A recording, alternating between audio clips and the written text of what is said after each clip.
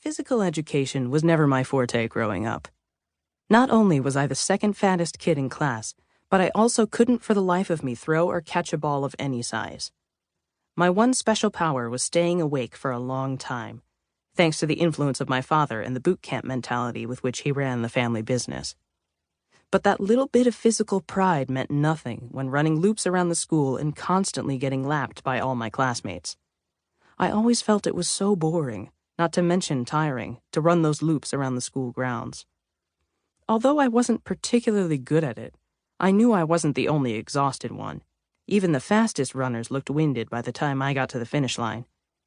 Athletic or not, we're all animals that, no matter how physically fit, will tire eventually. There's one thing that a computer can do better than any human, animal, or machine in the real world: repetition. It doesn't get bored and complain if you tell it to count from 1 to 1,000, or even to 1,000,000,000.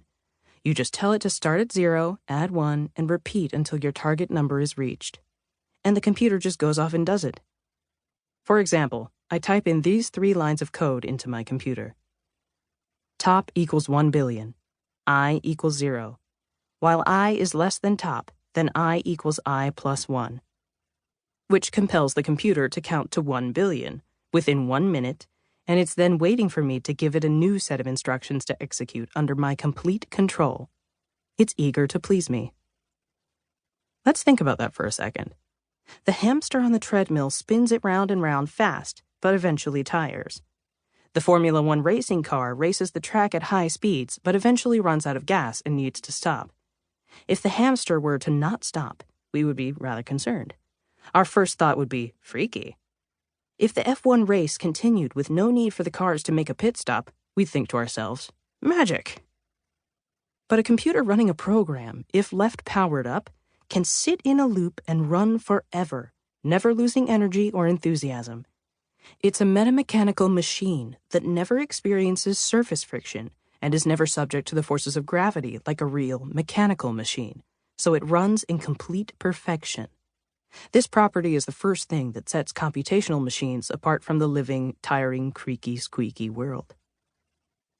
I first came in touch with the power of computational loops in 1979 when I was in 7th grade. I had just encountered my first computer. That in itself was unusual for someone with my background growing up on the poor side of town. Thanks to desegregation efforts motivated by the civil rights movement, I was bused to a school an hour away from my home that was much better than the rundown schools in my neighborhood. Commodore was a big name in computing at the time. When I say big, of course I mean big for maybe a few thousand people in the United States and Europe. Personal computers weren't really personal back then because the average family could not afford one.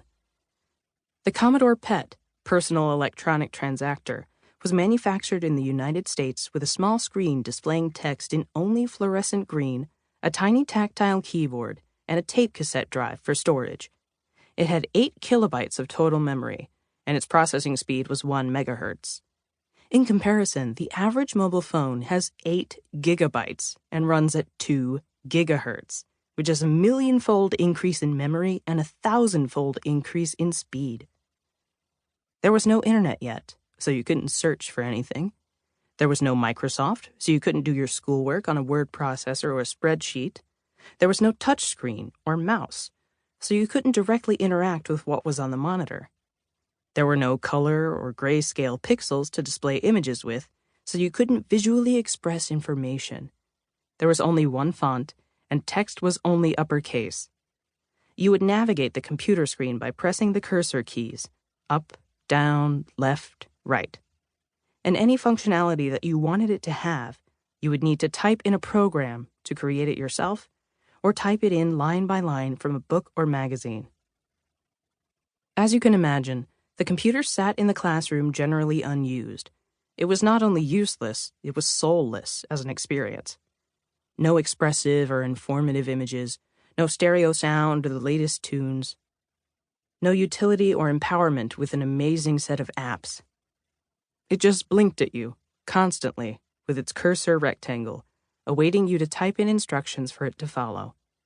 And when you did raise the courage to type something into it, you would likely be rewarded with, in all caps, syntax error, which essentially translated to, "You're wrong, I don't understand."